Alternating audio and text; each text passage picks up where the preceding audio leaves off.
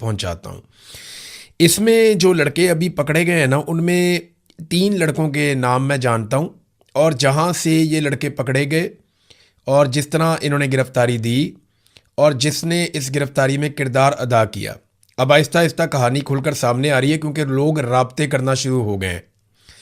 ये जो लड़के हैं, इनके पहले नाम आप सुन लें। एक का नाम सिकंदर है, एक का नाम हसन है और एक का नाम रज़ा डार है। ये 3 लोगों का नाम तो मैंने आपको बता दिया। रज़ा डार जो है ये इसहाक डार का नवासा और अली डार का भांजा है, यानी ये नवाज शरीफ फैमिली का रिश्तेदार भी है। इसकी फैमिली के साथ तस्वीरें भी हैं।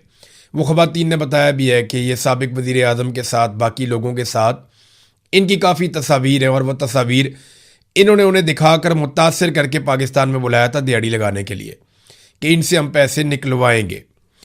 अब हुआ ये कि ये जो बाकी लड़के 3 गिरफ्तार हुए हैं रज़ा डार के अलावा, वो जिन लड़कों के साथ मौजूद थे उनमें से कुछ ने मेरे साथ रब्ता किया। अब वो कुछ चीज़ें उन्होंने मुझे बताई हैं जो बड़ी इंटरेस्टिंग है।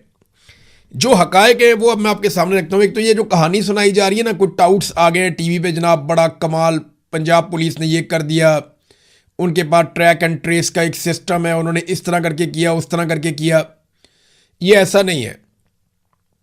ये मामला ये है कि वो जब लड़कियों का रब्ता करवाया गया उनके माँ बाप से, एक तो उनके साथ जो जुल्म सितम हुआ वो तो सारा रिकॉर्ड का अब हिस्सा है, और ताकतवर लोगों के कहने के ऊपर जो दफ़ा 164 का बयान है उसको सील कर दिया गया है। वो ख़वातीन जो कुछ बताकर गई हैं वो चीज़ सील कर दी गई है, और अब केस को दबाने की कोशिश की जा रही है, क्योंकि इसके पीछे शरीफ खानदान का, क्योंकि बीच में नाम आ गया है, उनके लोगों का नाम आ गया, लिहाजा आपको पता है, आइडिया आपको है कि फिर क्या होता है। देखिए ना, इसहाक डार का दफ्तर तो इस्तेमाल हुआ वीज़ों के लिए, और वहीं से ये कहानी शुरू होती है। जब वो लड़कियों ने अपने वालिदैन से रब्ता किया तो वो जो डच लड़की थी उसने अपनी ज़ुबान में कोई कोड बताया वालिदैन को, और उन्होंने फिर रब्ता किया अम्बेसी के साथ। मामला बड़े गर्म हो गए, फौरी तौर पे सिस्टम मुतहर्रिक हो गया, और फिर अली डार ने मुबैना तौर पे रब्ता किया उन लड़कों से। अब ये बात उन लड़कों की है जो लड़के गिरफ्तार हुए, और उन लड़कों ने ये बात अपने दोस्तों को बताई, अपने करीबी लोगों को बताई, और वहीं से उठकर वो फिर बाद में गिरफ्तारी देने के लिए भी गए। और उस वक्त भी अली डार उनसे राब्ते में था, जो इसहाक डार का बेटा है और जो इस वक्त पंजाब के अंदर एक मिनिस्टर भी है। तो अली डार ने राब्ता किया इन लड़कों को कि मुझे एग्जैक्ट लोकेशन अभी भेजो उस जगह की, और तुम फौरी तौर पे वहां से निकलो। तो उन लड़कों को अली डार साहब ने मुबैना तौर पे वहां से निकाला, और वहां पे जो लोकेशन है वो भी मंगवाकर पुलिस को दी। फिर पुलिस जब वहां पे पहुंची तो वहां सिर्फ लड़कियां थी, उनको बाजियाब करवा लिया गया। बस सादी बात यह है, लड़कियां इस तरीके से बाजियाब हुई हैं। वो लड़के वहां पे नहीं थे, पुलिस ने कहा जी हमें बंदे चाहिए। फिर उनमें से एक लड़के को अली डार का फोन आता है, और अली डार उस लड़के को कहते हैं कि यार कोई बंदा फिर तैयार करो अपनी जगह पे जो ये इल्ज़ाम अपने सर के ऊपर ले ले, तो तुम्हारी बचत है। और वो बेचारा इधर उधर फ़ोन शून करता है, भाग दौड़ करता है, बेचारा तो नहीं है, जालिम लोग हैं, तो उसको कोई बंदा नहीं मिलता। तो दोबारा अली डार का रब्ता होता है, तो वो कहता है यार तुम फ़ौरन जाओ और जाके एसएसपी तौकीर को मिलो, और फिक्र ना करो ठीक हो जाएगा सब कुछ। अब जो होना था वो हो गया है, जाओ जाकर एसएसपी तौकीर को मिलो। भागने दौड़ने का फ़ायदा कोई नहीं है, जाकर वहाँ पे गिरफ्तारी दो, हम मामलात को देखते हैं, मामला ठंडा हो जाएगा। बहरहाल जो भी यकीन दहानी करवाई अली डार ने बहला फुसला के उस लड़के को, अब मैं उसका नाम नहीं बताऊंगा इस वक्त आपको, ये जब कोई मुझे चैलेंज करेगा तो फिर मैं चीज़ें सामने रखूंगा, मेरे पास सबूत है इन सारी बातों के, क्योंकि जिसने मुझे बताया उसने ये कहा मुझे, तो मैं ये बता रहा हूँ, और ये मुबैना तौर पे है जिस तरह मुझे बताया गया। और उस बंदे ने बताया, जो बंदा साथ मौजूद था जब वो लड़का उठ के गिरफ्तारी देने के लिए गया, और वो लड़का रो पिट रहा था, उसने सारा कुछ बताया। उसने कहा जनाब मेरा उस तरह का कसूर नहीं है, ज़्यादा कसूर उसका रज़ा डार का है जो इसहाक डार का नवासा है, यानी ज़्यादा कसूर इसहाक डार के नवासे का है। और वो तो अड़ गया था कि मैंने बहुत ज़्यादा पैसे इन लड़कियों से लेने। वो लड़कियां कह रही थी अच्छा ठीक है हम 1-2 लाख डॉलर दे देते हैं, लेकिन वो कहता था नहीं जी मैंने तो इनसे $3 मिलियन लेने हैं। पहले 3 मिलियन पे अड़ गया, फिर और पैसे कम हो गए, फिर 15 मिलियन के ऊपर, 1.5 मिलियन के ऊपर कोई बातचीत हो गई। तो वो कहानी एक अलग है, वो लेन देन का तो मामला नहीं है। मामला तो असल ये है कि इंसानियत की तजलील की गई है, बड़ा जुल्म हुआ है, जबर हुआ है और ज़्यादती हुई है 2 ख़वातीन के साथ। जो पाकिस्तान की शहरी भी नहीं है और पाकिस्तान का इमेज खराब हुआ है इस केस की वजह से। तो अली डार साहब का ये रोल अभी तक यहां तक तो पता चला, बॉस के बारे में अभी तक नहीं कोई बता रहा। यानी बॉस के बारे में एक कहानी मार्केट में फ्लोट की जाएगी आने वाले वक्त में कि ये बॉस कोई तीसरा चौथा आदमी है। कई लोग जो है वो ये दावा कर रहे हैं कि बॉस जो है वो भी शरीफ खानदान का बंदा है, लेकिन बॉस के बारे में ये दावा किया जा रहा है कि वो कोई अलग आदमी, ये कहानी अभी मार्केट में आ जाएगी।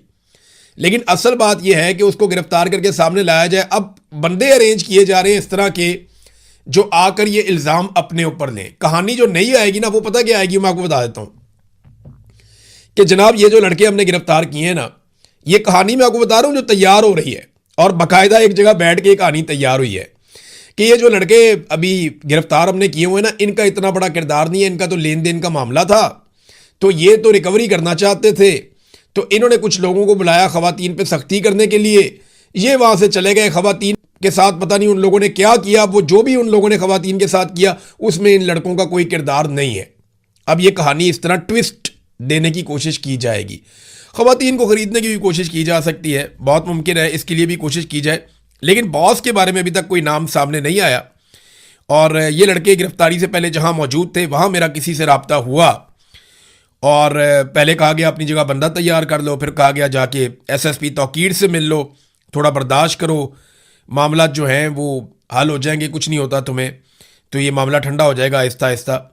अब एक और खबर मेरे पास ये है कि इन लड़कों में जो एक कमज़ोर लड़का है निस्बतन, जिसके पीछे आने वाला कोई नहीं है बाद में, मुझे एग्जैक्टली उसका नाम पता है लेकिन मैं फिलहाल किसी वजह से नाम नहीं ले रहा, इनमें जो निस्बतन कमज़ोर लड़का है ये उस लड़के पे सारा मुद्दा डालना चाहते हैं कि वो जो बाकी बदमाशों को लेकर आया था वो लड़का लेकर आया था, और ये जो जुल्म और जबर वाली सारी कहानी है इसके पीछे भी वो लड़का है, तो ये जो बड़े और ताकतवर लोग हैं ये इससे बच जाए, बॉस का किसी को पता ही ना चले।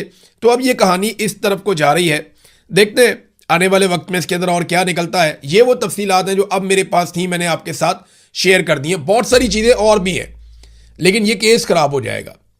पुलिस जो कर रही है ना, वो जो जो करती चली जाएगी वो बाहर निकलता जाएगा, क्योंकि बहुत सारे लोग अब हमारे साथ राब्ते में हैं और वो बता रहे हैं कि यहाँ पे क्या ज्यादती और क्या जुल्म हो रही है। वो भी उन्होंने बताया कि जिस किस्म की वीडियोज है, वो दो लड़कियों के जो बयानात हैं, वो जो उनका दफ़ा 164 का बयान है, ये सारी चीज़ें अगर मंजरे आम पे आ जाए तो भूचाल आ जाएगा। नाजरीन, ईरान के अंदर एक बड़ी डेवलपमेंट आपको पता है हो रही है। शहीद आयतुल्लाह अली खामनाई की शहादत के बाद अब उनकी तदफीन का मरहला आ गया है। देखिए, शहीद हुए थे वो आज से कई महीने पहले, 28 तारीख थी फरवरी की जब अमेरिका ने अटैक किया था। आयतुल्लाह अली खामनाई शहीद हो गए थे और अब जुलाई का महीना शुरू हो चुका है, यानी मार्च, अप्रैल, मई, जून, 4 महीने गुजर गए और 5वें महीने में उनकी तदफीन हो रही है। ये बहुत देर के बाद तदफीन की जा रही है। इसकी वजूहात भी हैं कि इस बीच में जंग लगी रही, बड़ी गैर मुतवक्के सूरत हाल थी, उन्हें इस बात का डर था कि हम जब तदफीन का मरहला आएगा तो कोई अटैक ही ना हो जाए, कोई और मामलात ना हो जाएं। बहरहाल पहले मुज़ाकरात वगैरह हुए और उसके बाद जब चीज़ें कुछ नॉर्मलाइज हुई तो अब तदफीन की जा रही है। 100 के करीब ममालिक से लोग वहाँ पे गए हैं ईरान में। अरब ममालिक के बारे में ये खबर दी गई अमरीकी मीडिया में और ये दावा किया गया कि अरब ममालिक को अमेरिकन सरकार ने इन्फ्लुएंस करने की कोशिश की कि आप लोगों ने नमाज जनाजा में नहीं जाना और आप ईरान से अपने आप को डिस्टेंस करें, वरना अमेरिका के साथ आपके मामलात अच्छे नहीं होंगे। अब इस किस्म की खबरें रिपोर्ट हुई, लेकिन इसके बावजूद सऊदी अरब से भी वफद गया और ममालिक से भी गया। अफ़गानिस्तान से 2 वफद आए, एक वफद तो अफ़गान तालिबान का जो है उनकी सरकार का, और दूसरा जो अफ़गानिस्तान के अंदर नहीं रहते, अहमद मसूद वगैरह, ये इनको भी बुलाया गया ईरान ने और उनको टाइटल दिया कि ये मुज़ाहमत करने वाले लोग हैं, तो उनको भी बुला लिया। तालिबान ने इसके ऊपर बुरा बनाया, लेकिन फिर भी दोनों को एक जैसा प्रोटोकॉल दिया गया ईरान के अंदर। पाकिस्तान की जानिब से शहबाज शरीफ, इसहाक डार और वज़ीर आला सिंध वो भी गए हैं, मोहसिन नकवी भी गए हैं, बिलावल जरदारी भी है, फील्ड मार्शल आसिम मुनीर भी है। ये सारे लोग गए हैं पाकिस्तान की तरफ से और बहुत बड़ा वफद है पाकिस्तान का जो इस नमाज जनाजा में शिरकत के लिए गया, फ्यूनरल में शिरकत के लिए। लेकिन मैं ये तस्वीर आपको एक दिखाता हूँ, इसको ज़रा देखें आप और अंदाज़ा करें कि क्या ये प्रोटोकॉल है, क्या ये दुरुस्त प्रोटोकॉल है कि फील्ड मार्शल सेंटर में सरकारी मुलाजिम जिसने रिटायर हो जाना है 22वें ग्रेड का ऑफिसर, और वज़ीर आज़म उनके एक पहलू में और नायब वज़ीर आज़म उनके दूसरे पहलू में, यानी वस्त में फील्ड मार्शल और एक साइड पे वजीर आजम और दूसरी साइड पे नायब वजीर आजम, और बिलावल जरदारी पीछे हाथ बांध के सर झुका के अच्छे बच्चों की तरह चल रहा है। ये मनाजिर देखकर मुझे बड़ी खुशी हुई। देखिए, जुल्फिकार अली भुट्टो ने जो सियासत शुरू की थी ना अयूब खान के साथ मिलकर, जो protocol field marshal Ayub Khan को जो हैसियत जुल्फिकार अली भुट्टो ने दी वो डैडी करार देते थे, अब वही हैसियत बिलावल आज फील्ड मार्शल आसिम मुनीर साहब को दे रहे हैं। तो भुट्टो साहब ने वो जो दाग धोया वो अपने खून के साथ धोया, उनकी बेटी को अपना खून देना पड़ा तब जाके ये दाग धुले। लेकिन जरदारियों ने जब पीपल्स पार्टी पे कब्जा किया तो चाहे वो आसिफ जरदारी हो चाहे वो बिलावल जरदारी हो, उन्होंने पीपल्स पार्टी को वहीं पहुंचा दिया जहां से जुल्फिकार अली भुट्टो ने अयूब खान को डैडी कहते हुए आगाज़ किया था। तो बड़ा अनफॉर्चुनेट है, अपने खून के साथ कुर्बानियां देकर जो धब्बे और दाग धोए थे, पीपल्स पार्टी ने बहुत कुर्बानियां दी थी, वो सारे दाग जो हैं वो फिर से लगा दिए जरदारियों ने आकर पीपल्स पार्टी के ऊपर।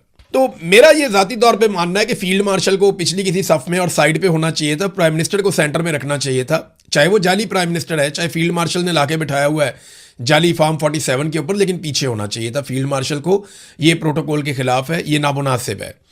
देखिए, जब तक हम ये अलाइनमेंट अपनी ठीक नहीं ना करेंगे कि किसने कहाँ खड़े होना है और किसको क्या हैसियत मिलनी चाहिए, जब तक हम अपनी अलाइनमेंट ठीक नहीं करेंगे तब तक हमारा मुल्क ठीक नहीं होगा, बदकिस्मती से।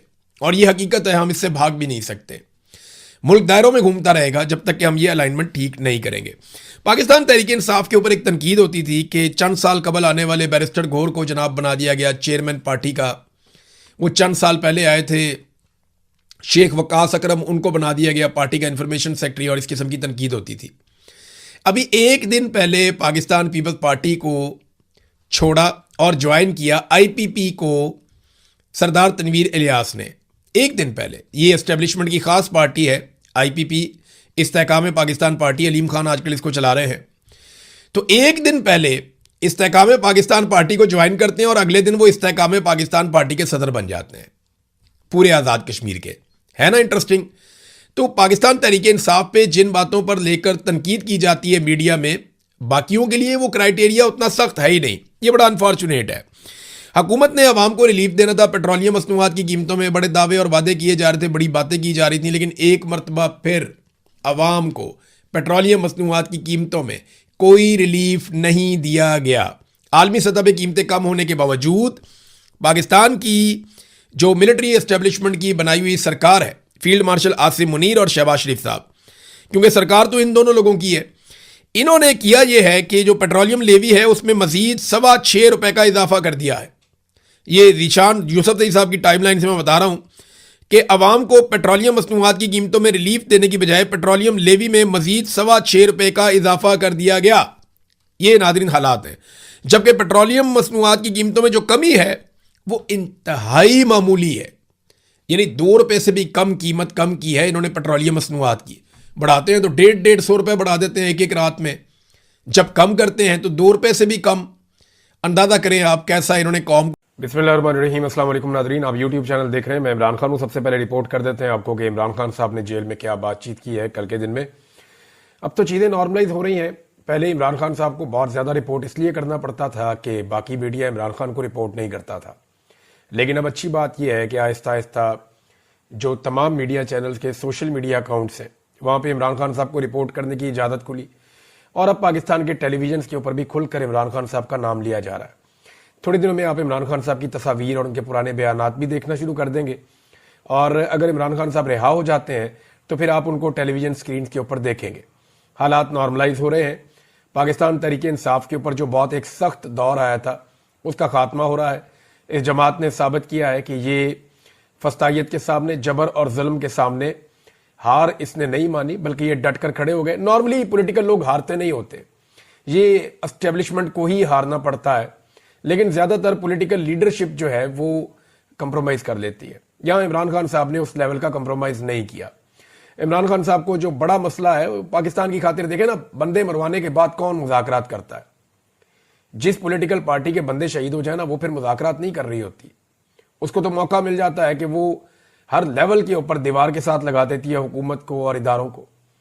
लेकिन इमरान खान साहब ने for the sake of this country अपने मुश्किल तरीन वक्त में, जब उनके कारकुनों को शहीद किया गया, उसके बाद उन्होंने मुज़ाकरात की बात की और वो मुज़ाकरात कर रहे हैं और वो ये कहते हैं कि मुल्क की खातिर तो मैं बात करने के लिए तैयार हूं, मेरे साथ बैठो, कोई हल निकाल देते हैं चीज़ों का। हालांकि जब 25 मई हुआ था 2022 में, जब बहुत टार्चर हुआ था इमरान खान साहब की पार्टी के ऊपर, बड़ा जुल्म हुआ था, तो उस वक्त भी इमरान खान साहब ने एक बात कही थी। तब भी उन्होंने कहा था मुज़ाकरात करने के लिए मैं तैयार हूं। नवाज शरीफ को मिलकर कुछ सहाफ़ी आए थे सीनियर, इमरान खान साहब के पास प्रपोजल लाए थे, लेकिन वो मियाँ साहब की तरफ से नहीं थी। वो खुद से एक एफर्ट कर रहे थे कि जी फौज के रोल को महदूद किया जाए। तो इमरान खान साहब ने कहा था जी ठीक है, 3 चीज़ों के लिए तो मैं रेडी हूं। नंबर 1, फौज के किरदार को महदूद किया जाए, यानी वो उनका सियासी किरदार हमेशा के लिए ख़त्म किया जाए। अपॉइंटमेंट का जो तरीकाकार है उसको ऐसा स्मूथ किया जाए कि ये सियासत जो है इदारे के अंदर ये ख़त्म हो जाए। नंबर 2, इमरान खान साहब ने कहा था कि इकॉनमी के ऊपर सियासत बंद कर दी जाए, एक ऐसा चार्टर बना दिया जाए इकॉनमी का जो हमेशा चलता रहे और इसके ऊपर जो भी अपोजिशन पार्टी हो वो सियासत का निशाना ना बनाए, क्योंकि ये पाकिस्तान की एक बड़ी कमजोरी है इकॉनमी जो है। लेकिन फिर इमरान खान साहब ने 2 और चीजें भी रखी थी। एक तो उन्होंने कहा था कि इलेक्शन का एक तरीकाकार तय कर लिया जाए, साफ और शफाफ इलेक्शन पाकिस्तान में होना चाहिए, इसको यकीनी बनाया जाए ताकि आइंदा होने वाले इलेक्शनों के ऊपर कोई उंगली ना उठाए। और चौथी बात इमरान खान साहब ने इजाफी कही थी, उन्होंने कहा था जी फिर कोई एनआरओ जो है वो नहीं होगा, यानी इसके अंदर कोई एनआरओ शामिल नहीं होना चाहिए। इन उसूली चीजों के ऊपर मैं बात करने को तैयार हूं। लेकिन फिर ये ऑफर जो है वो जो हुकूमती जमातें हैं वो इसके ऊपर दें, तो मैं बतौर अपोजिशन लीडर मुझे कोई एतराज नहीं है। मैं आज अपोजिशन में हूं लेकिन मुझे कोई एतराज नहीं है, मैं इसके लिए काम करने के लिए तैयार हूं। इस आमराना दौर में शख्सी आज़ादियों के खात्मे, बुनियादी कानूनी हुकूक की पामालियों और इदारों की तबाही ने मुल्क के ना सिर्फ समाजी और सियासी निज़ाम बल्कि कानूनी और माशी निज़ाम को भी दरम बरम कर दिया है। जिस भोंडे अंदाज में खालिद खुर्शीद को 34 साल कैद की सजा सुनाई गई, उससे साबित होता है कि मुल्क में रूल ऑफ लॉ का खात्मा हो चुका है और गैर एलानिया बदतरीन आमरीत का राज है। यानी इलेक्शन कमीशन ऑफ पाकिस्तान की तौहीन करने या उसको धमकी देने के ऊपर, किसी को धमकी के ऊपर कैसे 34 साल कैद की सजा हो सकती है? उम्र कैद भी 14 साल की होती है, या तो फांसी हो जाती है या उम्र कैद हो जाती है। उम्र कैद भी जो है वो 14 साल की होती है। यहाँ एक जज ने 34 साल की सजा सुना दी है, तो कैसे हम इस अदलिया को आज़ाद अदलिया कह सकते हैं? इमरान खान ने कहा कि वकला तहरीक से पहले भी हम फौज की सियासत में मुदाखलत के खिलाफ भरपूर तनकीद करते थे, लेकिन तब कोई एजेंसी अपने शहरियों को इस तरह नहीं उठाती थी और आईनी अदालत बनाकर पूरी अदालती निज़ाम को तबाह कर दिया गया है और काजी फायजीसा की बाकियात को अदालती निज़ाम का कब्जा दे दिया गया है ताकि काजी की रवायत बरकरार रखते हुए अदालती फैसले GHQ के जेर असर करवाए जा सकें। मेरे खिलाफ पिछले साल भी 4 गैर कानूनी फैसले दिए गए थे। सोमवार को अलकादर केस का फैसला भी वैसा ही तवक्को कर रहा हूं। यानी पीर को फैसला आना है इमरान खान साहब के खिलाफ, क्योंकि जेल का ये रिकॉर्ड है कि जेल में जितने भी फैसले आए वो इमरान खान साहब के खिलाफ ही आए। अब ये फैसला इमरान खान के हक में तो आ नहीं सकता, शवाहिद तो है नहीं, सबूत भी है नहीं, लेकिन जज ने जब जेल जाके ट्रायल करना है इमरान खान साहब का, तो उसने फिर तो सजा इमरान खान साहब को ही देनी है ना, क्योंकि निज़ाम इमरान खान साहब का दुश्मन है। लेकिन इस वक्त निज़ाम फंसा हुआ है कि इस आदमी को बाहर कैसे निकालना है, ये भी एक प्रॉब्लम है। तो अलीमा खान ने कहा कि ये डरे हुए हैं, ये दबाव डाल रहे हैं कि इमरान खान माफी मांगे। इमरान खान क्यों माफी मांगे? ये समझते हैं कि लोग ऐसे डर जाएंगे, मगर ये खुद अंदर से डरे हुए हैं। फिर अलीमा खान साहबा ने एक और बात की, और वो बात उन्होंने कही एस्टेब्लिशमेंट के हवाले से ही। उन्होंने कहा कि एस्टेब्लिशमेंट इमरान खान से डरती है, एस्टेब्लिशमेंट में जरूरत नहीं है कि जाकर इमरान खान से मुलाकात करे। एस्टेब्लिशमेंट में अगर जरूरत होती तो वीलॉगर से मुलाकात की खबरें ना चलवाती, बल्कि इमरान खान से मिलकर दिखाती। लेकिन वो इमरान खान से मिल नहीं पा रहे। ये इमरान खान साहब की बहनें जो है बड़ी अग्रेसिवली आई हैं, और एक जो इमरान खान साहब का भांजा है वो तो जुडिशियल हो गया, अब वो उम्मीद कर रहे हैं कि उसको बेल मिल जाएगी। दूसरा भांजा जो है वो कल या तो जुडिशियल हो जाएगा या उसको डिस्चार्ज किया जाएगा, उसको पेश किया जाएगा जब अदालत में। तो ये शेरशाह वाला मामला था, मैंने आपके सामने रख दिया। इमरान खान साहब जो है वो एक बहुत बड़ा मसला बने हुए हैं पाकिस्तान की एस्टेब्लिशमेंट और हुकूमत के लिए। ये कहीं भी हो, कोई भी मसला हो, ये इमरान खान को नहीं भूलते। सैलाब आ जाए, सलामत खान में जाए, इनको इमरान खान याद आता है। इंटरनेशनल फोरम पे जाए इमरान खान याद आता है, लोकल फोरम पे आए इमरान खान याद आता है। हर जगह पे ये इमरान खान के बगैर कुछ नहीं कर सकते। वजह यह है कि इमरान खान ने पाकिस्तान की मिलिट्री एस्टेब्लिशमेंट को और पाकिस्तान की हुकूमत को एक फोबिया में मुब्तला कर दिया है। हर वक्त उनके दिमाग में ये घंटी बजती रहती है कि ये बच गया तो हमें नहीं छोड़ेगा, ये बच गया तो हमें नहीं छोड़ेगा, ये बच गया तो हमें नहीं छोड़ेगा। उनके दिमाग में ये घंटी हर वक्त बजती रहती है और वो इमरान खान से खौफ खाते रहते हैं। मैं आपको ये बात लिख के देने के लिए तैयार हूं और सिंपल है ये कि पाकिस्तान की मिलिट्री एस्टेब्लिशमेंट इमरान खान को कभी नहीं छोड़ेगी जब तक कि इमरान खान को छुड़वाने वाले नहीं आएंगे। छुड़वाने वाले कौन है? पाकिस्तान के अवाम। अंदरूनी दबाव और बैरूनी दबाव। जब अंदरूनी और बैरूनी दबाव बढ़ेगा तो इमरान खान को छोड़ना पड़ गया तो छोड़ना पड़ गया, अदरवाइज डील किए बगैर ये पाकिस्तान की मिलिट्री एस्टेब्लिशमेंट इमरान खान को कभी नहीं छोड़ेगी। और इमरान खान से परेशान ये इतने ज्यादा हैं कि अपने मुंह से तो ये कहते हैं कि इमरान खान पे हमने क्रॉस लगा दिया। ये मिलिट्री एस्टेब्लिशमेंट कहती है, हर जगह पे निजी महफिलों में इनके एजेंसियों के लोग कहते हैं कि इमरान खान पे क्रॉस लग गया। मेरे सामने भी 10 दफा ये बात की जब मैं इनकी हिरासत में था। मरियम नवाज के मुंह से कहलवाते हैं किस्सा पारीना बन गया, लेकिन आप ये देखें ऐसा किस्सा पारीना है कि जब भी मरियम नवाज कोई बात करती है अपने किसी मामले पे तो कभी वो बात पॉपुलर नहीं होती, लेकिन जैसे ही वो इमरान खान के बारे में कोई बात करती है वो पॉपुलर हो जाती है। आज भी उसका तोती बोलता है। ऐसा वो किस्सा पारीना बना है कि उसका जो ट्विटर अकाउंट है वो इनसे अभी तक मैनेज नहीं हो रहा और ये उससे डरते हैं। अब एक केस कर दिया हाई कोर्ट में इमरान खान के एक्स अकाउंट को बंद करवाने के लिए। तरीकाकार ये क्या अडॉप्ट करेंगे? तरीकाकार ये करेंगे कि ये पहले अदालत से ऑर्डर लेंगे, फिर उस ऑर्डर को लेकर जाएंगे एक्स के पास और उन्हें कहेंगे जनाब कि ये अदालत का ऑर्डर है, आप इस अकाउंट को बंद कर दें। नाम मैं जानता हूं और जहां से ये लड़के पकड़े गए और जिस तरह इन्होंने गिरफ्तारी दी और जिसने इस गिरफ्तारी में किरदार अदा किया, अब आहिस्ता आहिस्ता कहानी खुलकर सामने आ रही है क्योंकि लोग राब्ते करना शुरू हो गए हैं। ये जो लड़के हैं इनके पहले नाम आप सुन लें। एक का नाम सिकंदर है, एक का नाम हसन है और एक का नाम रज़ा डार है। ये 3 लोगों का नाम तो मैंने आपको बता दिया। रज़ा डार जो है ये इसहाक डार का नवासा और अली डार का भांजा है, यानी ये नवाज शरीफ फैमिली का रिश्तेदार भी है। इसकी फैमिली के साथ तस्वीरें भी हैं। वो ख़वातीन ने बताया भी है कि ये साबिक वज़ीर आज़म के साथ बाकी लोगों के साथ इनकी काफ़ी तस्वीर हैं और वह तस्वीर इन्होंने उन्हें दिखाकर मुतासर करके पाकिस्तान में बुलाया था दिहाड़ी लगाने के लिए।